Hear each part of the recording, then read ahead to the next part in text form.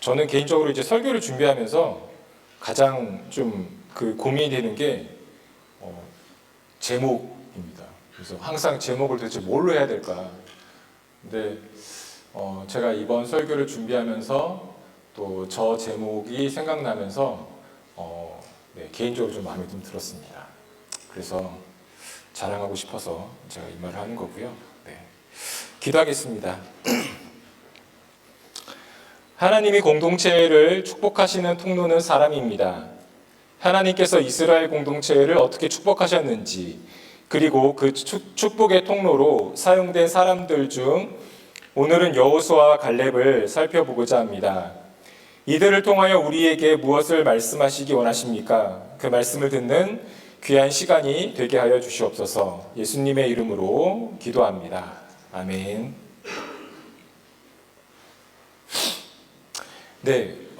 성경에서 보통 친구, 우정, 이 두 가지 주제를 언급했을 때 항상 등장하는 인물이 있다면 아마도 다윗과 요나단, 이 두 사람일 것입니다. 저도 이 의견에는 동의합니다. 근데 5월에 제가 이제 그 민수기 마지막 부분 21장부터 36장까지 묵상하면서 이 두 사람, 다윗과 요나단과는 다른 차원에서 우정을 나눈 두 사람이 생각났습니다. 바로 여호수아와 갈렙입니다. 오늘은 이 두 사람에 대해서 함께 살펴보고자 합니다. 오늘 우리가 읽은 본문은 이 두 사람이 이스라엘 공동체에서 동시에, 그 다음에 처음으로 주목을 받기 시작한 때입니다. 이 이전까지 여호수아는 모세랑 항상 함께했기 때문에 이스라엘 백성들은 대부분 알고 있었습니다. 하지만 갈렙은 이 가나안 땅 정탐 사건 전까지 거의 무명에 가까운 인물이었습니다. 이 두 사람이 동시에 하나님과 이스라엘 사람들에게 본격적으로 시선을 끈 본문이 우리가 오늘 읽은 본문입니다. 특별히 오늘 제가 설교 중에 성경 본문을 인용할 텐데 그 본문은 제가 좀 세번역 성경을 조금 사용했습니다. 여호수아라는 이름이 성경에 처음 등장한 본문은 출애굽기 24장 13절이 되겠습니다. 거기에 이렇게 기록되어 있습니다. 모세가 일어나서 자기의 부관 여호수아와 함께 하나님의 산으로 올라갔다. 모세가 이스라엘 백성들을 이집트에서 이끌고 시내산에 도착했습니다. 하나님께서는 시내산에서 이스라엘 백성들이 앞으로 하나님의 백성으로서 살아가는 삶의 방식을 알려주기 위해 모세를 따로 불렀습니다. 이때 모세와 함께 그 시내산에 올라가는 사람이 바로 이 여호수아입니다. 출애굽기 24장 18절을 보면 모세는 구름 가운데를 지나고 산 위로 올라가서 밤낮 40일을 그 산에 머물렀다. 즉 모세가 시내산에서 하나님을 만나 이 율법과 제사에 관한 규정을 받았을 때 여호수아는 그 근처 어딘가에서 대기하고 있었습니다. 이 모세와 여호수아가 함께 있었음을 증명하는 본문이 이 출애굽기 32장 17절인데요. 그 말씀을 보면 여호수아가 백성이 떠드는 소리를 듣고서 진에서 싸우는 소리가 들립니다 하고 말합니다. 여호수아가 모세와 함께 40일 동안 시내산에 있었기 때문에 이스라엘 백성들이 지금 무엇을 하는지 전혀 모르고 모세에게 말하는 장면입니다. 이 당시 이스라엘 백성들은 서로 싸우고 있었던 것이 아니라 모세가 시내산에서 약속된 시간이 되어도 나타나지 않자 아론에게 항의합니다. 그리고 모세를 기다리다 못해 금송아지를 만들었고 그 금송아지 신상 앞에서 먹고 마시며 놀고 있었던 것입니다. 그 장면을 출애굽기 32장 6절은 이렇게 기록하고 있습니다. 이튿날 그들은 일찍 일어나서 번제를 올리고 화목제를 드렸다. 그런 다음에 백성은 앉아서 먹고 마시다가 일어나서 흥청거리며 뛰놀았다. 이 이후로 여호수아는 민수기 13장에 다시 등장합니다. 우리에게 유명한 사건인 바로 그 가나안 땅 정탐 사건에서 이 선발대로 뽑힌 12명의 그 리더들 중에 한 사람이 바로 이 여호수아입니다. 그리고 그 12명 중에 드디어 갈렙을 성경에서 기록하고 있습니다. 그래서 민수기 13장 6절에는 유다 지파에서는 여분네의 아들 갈렙이요, 13장 8절은 에브라임 지파에서는 눈의 아들 호세아요. 자, 유다 지파 대표로 갈렙이 선발되었고 에브라임 지파에서는 호세아, 즉 여호수아가 선발되었습니다. 자, 민수기 13장 16절에 보면 모세가 눈의 아들 호세아를 여호수아라 불렀더라. 호세아와 여호수아는 동일 인물입니다. 이 두 사람, 여호수아와 갈렙이 서로를 알았는지는 잘 모르겠습니다. 그런데 이 갈렙은 적어도 모세의 보좌관으로 있었던 여호수아를 이미 알고 있었을 것입니다. 가나안 땅을 정탐하기 위해 선발된 이 12명의 지도자들이 드디어 이스라엘 공동체를 떠나서 가나안 땅으로 출발했습니다. 40일 뒤 이들은 가나안 땅의 과일을 들고 다시 돌아왔습니다. 이 12명이 본 가나안 땅은 정말 그들의 생각 이상으로 풍요의 땅이었습니다. 하지만 문제는 그곳에 살고 있는 사람들이었습니다. 즉 자신들보다 체격도 크고 강했으며 훈련이 잘 된 군인도 있었고 무엇으로 보는 것 자체만으로도 위압감이 드는 거인들도 있었습니다. 이런 보고를 마친 후에 이스라엘 공동체가 해야 할 일이 무엇인지 이 12명의 정탐꾼들 중에 제일 먼저 말했던 사람은 여호수아가 아닌 갈렙입니다. 민수기 13장 30절입니다. 갈렙이 모세 앞에서 백성을 진정시키면서 격려하였다. 올라갑시다. 올라가서 그 땅을 점령합시다. 우리는 반드시 그 땅을 점령할 수 있습니다. 이렇게 긍정적인 의견으로 여론을 몰아갔습니다. 그런데 이 이야기를 들은 함께 정탐을 갔던 그 다른 사람들이 이 갈렙의 의견에 반대합니다. 13장 31절부터 33절인데요. 좀 길지만 같이 보도록 하겠습니다. 그들이 이렇게 얘기합니다. 우리는 도저히 그 백성에게로 쳐 올라가지 못합니다. 그 백성은 우리보다 더 강합니다. 그러면서 그 땅에 대한 나쁜 소문을 퍼뜨렸다. 우리가 탐지하려고 두루 다녀본 그 땅은 그곳에 사는 사람들을 삼키는 땅이다. 또한 우리가 그 땅에서 본 백성은 키가 장대 같은 사람들이다. 우리는 스스로가 보기에도 메뚜기 같았지만 그들의 눈에도 그렇게 보였을 것이다. 10명이 동시에 이렇게 이야기하니 그 여론이 순식간에 바뀌었습니다. 이제 이스라엘 공동체 전체가 모세를 원망하기 시작합니다. 이때 여호수아와 갈렙이 동시에 등장합니다. 갈렙이 앞서 읽었던 민수기 13장 30절에서 제시한 의견에 여호수아 역시 같은 생각을 가지고 있었다는 것이 민수기 14장 6절에 나타납니다. 6절을 보면 눈의 아들 여호수아와 여분네의 아들 갈렙이 슬픔에 겨워 자신들의 옷을 찢으며, 이 당시 옷을 찢었다는 것은 자신의 감정을 주체할 수가 없어서 그 감정을 바깥으로 표출한 행동입니다. 이 행동에는 슬픔, 분노, 고통과 같은 감정이 포함되어 있습니다. 이 여호수아와 갈렙도 다른 10명의 리더들이 보고한 모든 것들을 다 목격했습니다. 그리고 이들도 동일하게 자신들이 메뚜기와 같다고 느꼈습니다.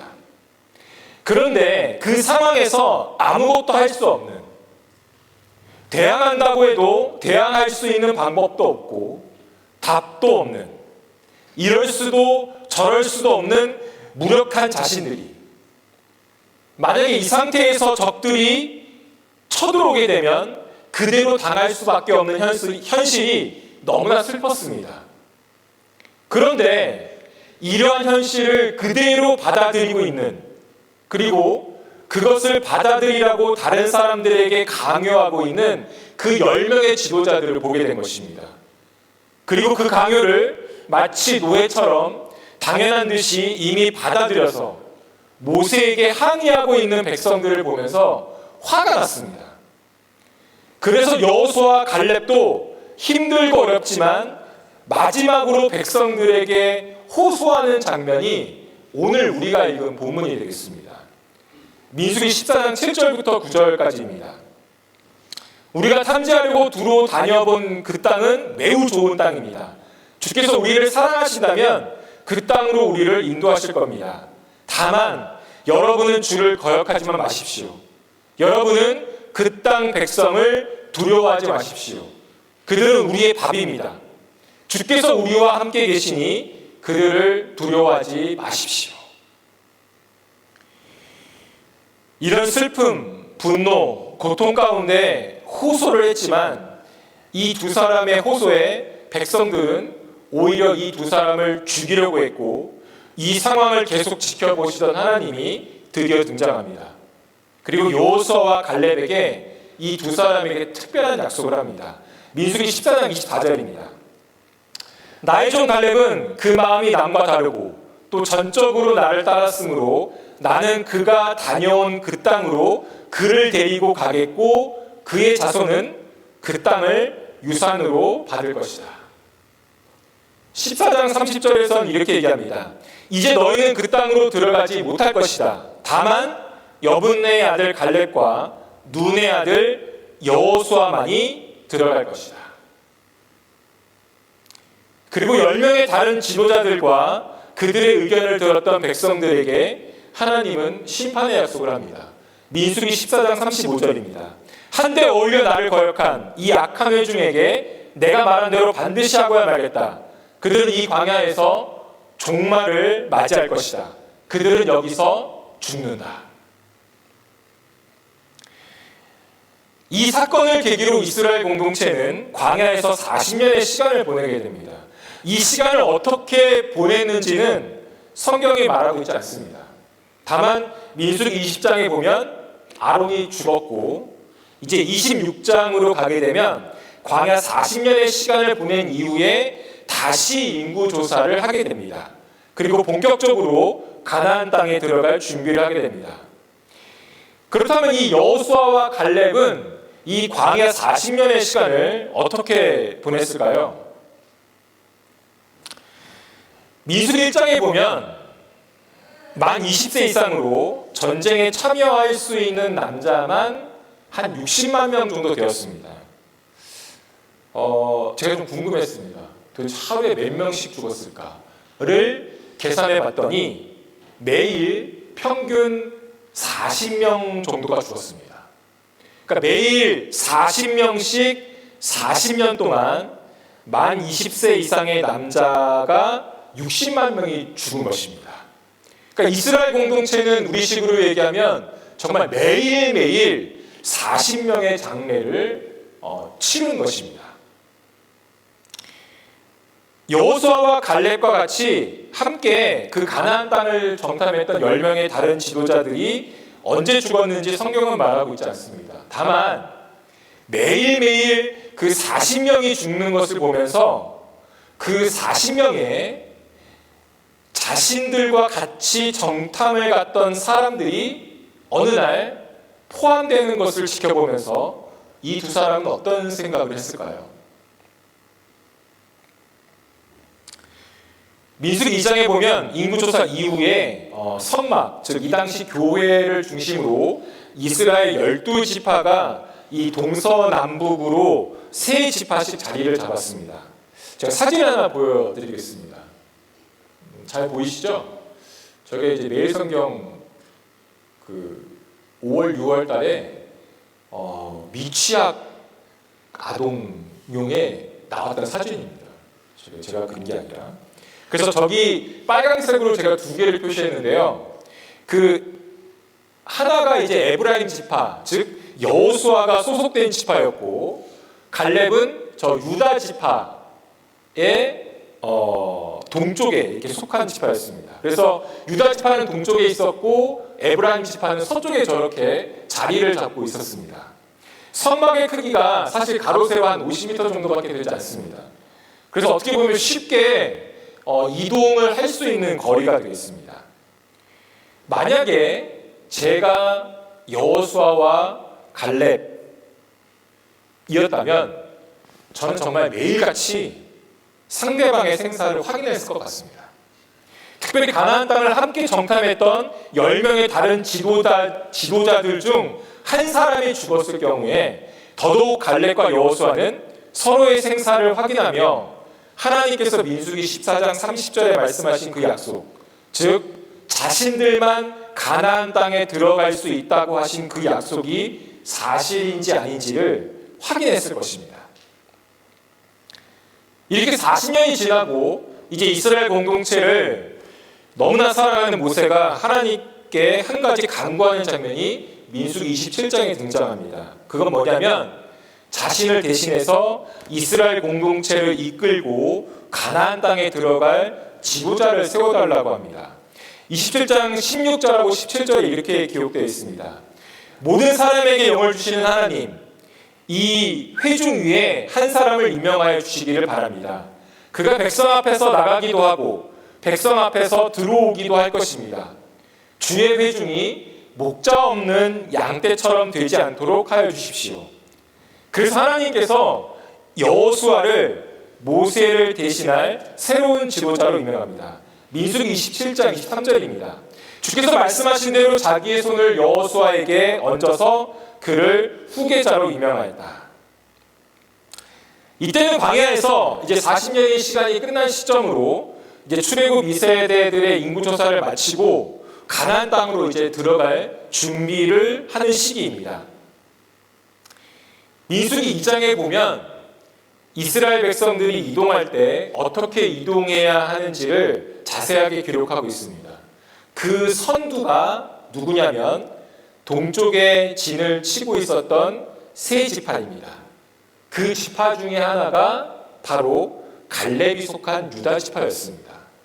다시 말해서 이스라엘 백성들이 이동할 때마다 유다 지파는 그 선두에서 백성들을 이끌었습니다. 여호수아는 그런 갈렙의 모습을 보면서 어떤 마음이 들었을까요?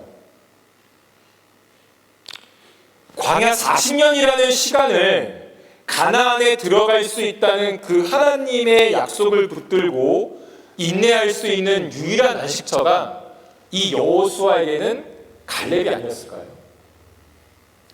반대로 모세와 함께 옆에서 백성을 인도하고 있었던 여호수아를 보는 갈렙은 어땠을까요? 여호수아를 보면서 하나님의 약속이 떠올랐고 그 약속을 기억하면서 그 광야 40년의 시간을 인내하고 또 버틸 수 있지 않았을까요? 그러니까 서로가 서로를 보면서 다른 사람은 죽어도 너는 죽지 않고 나와 함께 가나안 땅에 들어갈 수 있는 선택된 사람이라는 것을 확인하면서 그 시간을 보낼 수 있지 않았을까요? 여호수아도 갈렙도 만약 혼자였다면 하나님의 약속이 분명했음에도 불구하고 그 시간은 더욱 어려웠을 것입니다.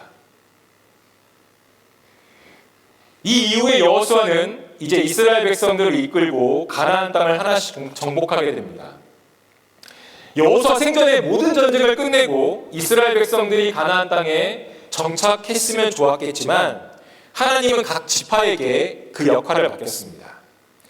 민수기 14장 이후에 등장하지 않았던 갈렙이 이 과정에서 등장합니다. 여호수아 14장입니다. 즉 갈렙이 속한 유다 지파에게 분배된 땅과 관련해서 이 갈렙이 여호수아에게 이런 이야기를 합니다. 여호수아 14장 6절부터 13절까지인데요. 여러분 다 아시는 말씀입니다. 조금 길지만 제가 중간중간만 읽어보도록 하겠습니다. 여분네의 아들 갈렙이 여호수아에게 말하였다. 당신은 주께서 나와 당신에 대해 가데스 바네아에서 하나님의 사람 모세에게 하신 말씀을 알고 계십니다. 내가 40살이 되었을 때에 주의 종 모세가 가데스 바네아에서 나를 보내어 그 땅을 정탐하게 하였습니다. 나와 함께 올라갔던 나의 형제들은 백성을 낙심시켰지만 나는 주 나의 하나님을 충성스럽게 따랐습니다. 내가 주 나의 하나님께 충성하였으므로 너의 발로 밟은 땅이 영원히 너와 내 자손의 유산이 될 것이다. 주께서 모세에게 이 일을 말씀하신 때로부터 이스라엘 백성이 광야에서 생활하며 45해를 지내는 동안 주께서는 약속하신 대로 나를 살아남게 하셨습니다. 이제 나는 85살이 되었습니다. 나는 오늘도 여전히 건강하며 그때와 마찬가지로 지금도 힘이 넘쳐서 전쟁하러 나가는 데나 출입하는 데나 아무런 불편이 없습니다. 이제 주께서 그날 약속하신 이 산간 지방을 나에게 주십시오. 주께서 나와 함께 하신다면 주께서 말씀하신 대로 나는 그들을 쫓아낼 수 있습니다. 여호수아가 여분의 아들 갈렙을 축복하고 헤브론을 유산으로 그에게 주었더라. 민수기 14장 9절에서 그들은 우리의 밥이라고 고백했던 그대로 갈렙은 하나님께서 주신 그 땅을 차지하게 됩니다. 제가 지도를 하나 준비했는데요. 이게 잘 안 보이실 수도 있겠지만 이스라엘 12지파가 분배받은 지형입니다. 저기 이제 위쪽에 보면 위쪽이 소위 말하는 이제 에브라임 지파라고 해서 여호수아가 차지했던 땅이고 그 밑에 화살표 헤브론이라고 적혀 있는 이 지역이 그 갈렙이 속한 유다 지파가 점령한 땅이 되겠습니다. 이 헤브론이라는 땅이 가나안 땅 중에서도 상당히 험난한 지역이고 키가 가장 큰 거인 쪽에 살고 있었습니다. 그런데 그의 고백처럼 그들을 밥과 메뚜기라고 생각하며 그는 자신의 지파를 대신하여 앞장을 서게 되었고 결국 이 지역을 차지하게 됩니다. 아마 이 지역을 차지했다는 소식을 여호수아도 멀리서 들었을 것입니다. 모세가 이집트에서 이스라엘 백성들을 이끌고 나오기 전까지 이스라엘 백성들은 400년 이상 노예로 삶을 살았습니다. 물론 하나님께 노예 생활이 너무 힘들다고 이 지긋지긋한 삶을 청산하고 싶다고 기도했을 것입니다. 그런데 400년 동안 하나님의 응답이 없었기 때문에 사실상 노예 이외에 다른 삶의 모습을 생각하지 못하고 살아왔습니다. 그저 하루하루 별일 없이 지내는 것이 이들이 꿈꿀 수 있는 전부였습니다. 그들과 함께 있었던 여호수아와 갈렙도 그것은 마찬가지였습니다. 하지만 모세의 등장으로 이들에게 새로운 삶의 모습과 길이 열렸습니다. 그 길은 노예가 아닌 하나님 백성으로 살아가야 하는 삶이고 그들이 살아가야 할 땅으로 이동을 해야 했습니다. 그리고 그 땅이 어떤 땅인지는 정탐하는 동안 인식했지만 그들과 전쟁을 해야 됐습니다. 하지만 이스라엘 공동체는 군대도 없었고 전쟁을 어떻게 해야 하는지도 전혀 몰랐던 이들에게 이 길은 감히 혼자서는 도저히 갈 수 없는 그런 길이었습니다. 그런 그 길을 인도하신 하나님과 그 하나님을 믿고 그 길을 함께 갈 수 있는 한 사람이 더 있다는 그 사실이 여호수아도 갈렙에게도 끝까지 갈 수 있을 것이라는 확신을 심어주었습니다. 맞습니다. 이 두 사람에게 가나안 땅 정복과 가나안 땅에 살고 있는 민족들과의 전쟁은 이들의 인생에 단 한 번도 생각해 보지 않았고 가보지 않았고 그리고 단 한 번도 예상하지 못했던 길을 함께 걷는 길 위의 동행자들입니다. 그리고 그 길 끝에서 여호수아는 이런 고백을 합니다. 여호수아 24장 15절입니다. 주님을 섬기고 싶지 않거든 조상들이 강 저쪽의 메소포타미아에서 섬기던 신들이든지 아니면 여러분이 살고 있는 이 땅 아모리 사람의 신들이든지 여러분이 어떤 신들을 섬길 것인지를 오늘 선택하십시오. 나와 나의 집안은 주를 섬길 것이요. 갈렙도 그 자리에서 이 고백을 듣고 있었습니다. 여호수아가 왜 이런 말을 하는지 갈렙은 알고 있었고 그도 고개를 끄덕이며 여호수아와 같은 길을 끝까지 가겠다고 다짐을 합니다.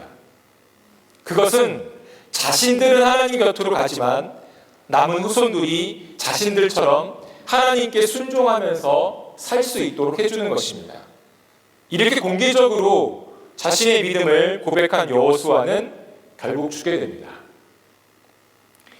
이 두 사람의 길 위의 여정은 이렇게 끝이 난 것처럼 보입니다. 하지만 이들이 걸어왔던 이 길을 지금 이 순간 우리가 걸어가고 있습니다. 혹시 이 길을 이제 믿음의 길이라고 생각하고 계실까요?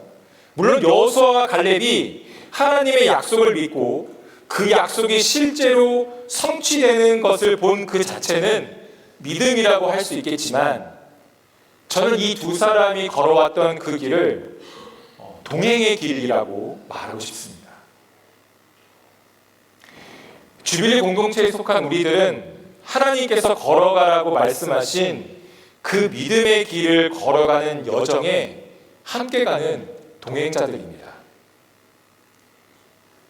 제가 이 공동체에 처음으로 와서 했던 설교 제목이 하나님의 열심이었습니다. 그 당시 담임 목회자 청빙이 마무리되는 시점이었고, 이 공동체를 향한 하나님의 열심은 끝이 아니라 이제 시작된다고 말씀을 드렸습니다. 그 열심은 지금도 계속되고 있습니다. 하나님의 열심과 우리의 책임이 함께 만나는 이 길은 여기에 있는 어느 누구도 걸어가지 않았던 우리 모두에게 낯선 길입니다. 이 길에는 오르막길도 있고 내리막길도 있고 평지도 있습니다. 중간중간에 쉼터도 있습니다. 그래서 이 길은 혼자서 갈 수 있는 길이 아닙니다. 이 길의 끝이 어디인지, 과연 그 끝에 무엇이 있는지 그것은 하나님만이 아십니다. 하지만 이 길을 걸어가는 목적은 분명합니다. 이 길은 우리로 하여금 우리 안에 하나님이 심으신 그의 아들 예수님의 형상이 드러나게 합니다. 그 형상이 어떻게 각자의 삶 가운데 각자의 모습 속에서 드러나는지를 서로를 바라보고 도전하면서 그리고 위로하면서 걸어가야 하는 길이고, 그런 우리 모두는 그 길을 함께 가는 동행자입니다. 또 한 가지, 저는 민수기를 묵상하면서 민수기가 조금은 특별하게 좀 다가왔습니다. 그리고 이제 아시겠지만 로마서로 바뀌었는데, 이 민수기와 같은 역동성이 보이지도 않고, 또 제가 알고 있는 이 짧은 지식과 본문이 겹치면서 로마서가 그렇게 새롭게 보이지 않았습니다. 그래서 혼자서 역시 성경은 역시 구약이다, 신약은 좀 아닌 것 같다 하면서 로마서에 좀 마음을 주지 못했는데, 이 로마서 5장부터 좀 생각이 바뀌었습니다. 그러니까 로마서를 우리가 항상 기독교의 핵심을 설명하는 책이라는 그 선입견과 인식을 가지고 있는데, 그 안에서 저도 이제 말씀을 보고 있는 제 자신을 보게 되었습니다. 그러니까 로마서는 기본적으로 로마에 있는 교회 성도들에게 사도 바울이 쓴 편지입니다. 그럼 사도 바울이 로마 교회 공동체에게 정말 기독교의 핵심만을 알려주기 위해서 이 편지를 썼을까라는 질문을 하게 되면서 제가 5장 17절을 좀 보게 되었습니다. 아담 한 사람의 범죄 때문에 그 한 사람으로 말미암아 죽음이 왕노릇하게 되었다면, 넘치는 은혜와 의의 선물을 받는 사람들은 예수 그리스도 한 분으로 말미암아 생명 안에서 왕노릇하게 되리라는 것은 더욱더 확실합니다. 로마서 5장에 가장 많이 등장하는 단어가 한 사람입니다. 죄를 가져온 한 사람은 아담, 생명을 가져온 한 사람은 예수님. 그래서 여기에 기록된 한 사람을 아담과 예수님으로 제한하고 있고, 이것이 제가 알고 있던, 보통 우리가 갖고 있는 그런 이제 성경의 지식입니다. 그런데 이 한 사람을 공동체로 좀 확대 적용하게 되면, 공동체에 죄와 사망을 가져오는 통로가 되는 사람이 있고, 반대로 순종과 생명을 가져오는 통로가 되는 선물과 같은 사람이 있다는 것입니다. 사도 바울이 그 한 사람의 역할이 중요함을 강조하면서 우리에게 말하고 있습니다. 나는 아담처럼 죄와 사망의 통로가 되고 있는가? 아니면 예수님처럼 순종과 생명의 통로가 되고 있는가? 오늘 우리가 살펴봤던 여호수아와 갈렙은 이 이스라엘 백성들에게 순종과 생명을 가져다준 통로였습니다. 이 두 사람을 보면서 이스라엘 백성들은 하나님 말씀에 순종했고 가나안 땅을 점령하면서 그곳에 생명을 불어넣을 수 있는 기초가 되었습니다. 반대로 함께 가나안 땅을 정탐했던 10명의 사람들은 이스라엘 백성들에게 죄와 사망의 통로가 되었습니다. 이들의 부정적인 말과 영향력으로 출애굽 1세대들은 모두 광야에서 죽게 됩니다. 이 10명의 사람들은 자신들의 말이 불러올 결과를 전혀 예측하지 못했습니다. 내가 예수님을 믿는 사람이라고 해서, 구원받은 사람이라고 해서 순종과 생명의 통로라고 말할 수 없습니다. 그랬다면 기독교는 정체되고 후퇴되는 것이 아니라 성장을 계속적으로 해야 하는 것이 맞습니다. 그런데 지금의 기독교의 현 주소, 특별히 한국 기독교의 현 주소는 그렇진 않습니다. 그래서 교회에 출석하는 소위 구원받은 사람들 모두가 순종과 생명의 통로라고 말할 수는 없는 것입니다. 우리 공동체는 어떻습니까? 나는 공동체에서 죄와 사망의 통로입니까? 아니면 순종과 생명의 통로입니까? 아담은 자신이 한 행동이 온 인류에게 미칠 영향력을 생각하지 못했습니다. 맞습니다. 내가 죄와 사망의 통로가 되면 내가 죄와 사망의 통로인지도 모르고 말하고 행동하게 됩니다. 반대로 내가 순종과 생명의 통로라면 그 순종과 생명을 공동체에서 어떻게 풍성하게 할 수 있을까라고 고민하게 됩니다.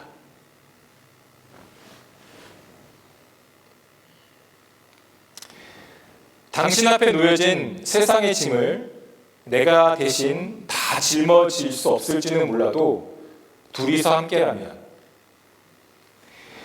나의 어깨가 당신 안의 아픔을 다 덜어내지 못해도 잠시 당신을 쉬게 할 수 있다면, 당신 앞에 놓여진 세상의 벽이 가늠이 안 될 만큼 아득하게 높아도 둘이서 함께라면,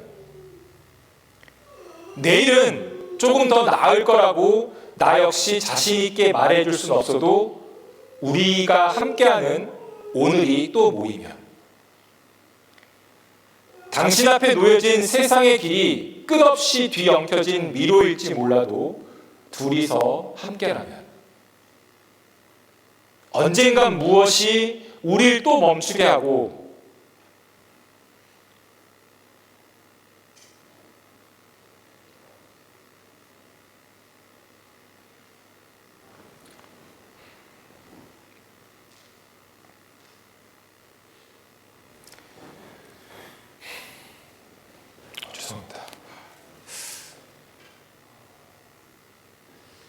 제가 좀 갱년기가 가지고 여성 호르몬이 좀 많이 요새 분배가 됩니다. 가던 길 되돌아서 헤매이게 하여도 묵묵히 함께하는 마음이 다 모이면,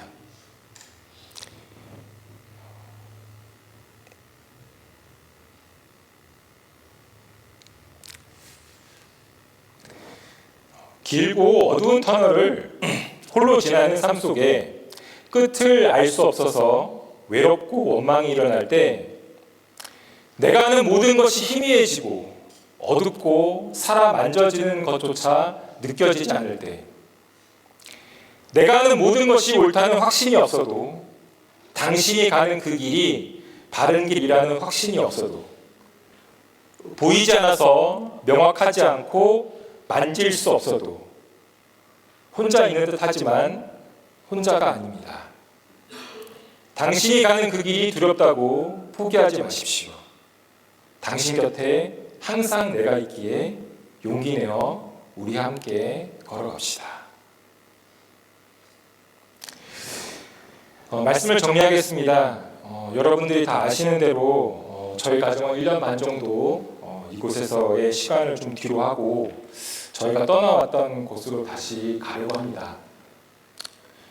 이곳에서 좋은 공동체를 만날 것이라고 생각하지 못했는데 하나님은 정말 좋은 공동체로 저희들을 인도하셔서 체험하게 하셨고 또 지난 시간 동안 여러분들에게 정말 말할 수 없는 과분한 사랑을 좀 받았습니다. 무엇보다 저희를 이제 선교사라는 타이틀을 가진 사람이 아니라 한 인격체로 격이 없이 대해주셔서 정말 저희는 감사했습니다. 그런 격이 없음으로 인하여 저희 역시 편하게 여러분들과 교제를 할 수 있었던 것 같습니다. 여러분들 한 분 한 분과 보낸 그 시간들이 저희에게는 너무나 소중했고 그 시간을 추억으로 간직하려고 합니다.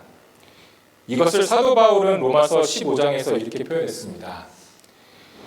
지나가는 길에 여러분을 만나보고 잠시 동안만이라도 여러분과 먼저 기쁨을 나누려고 합니다.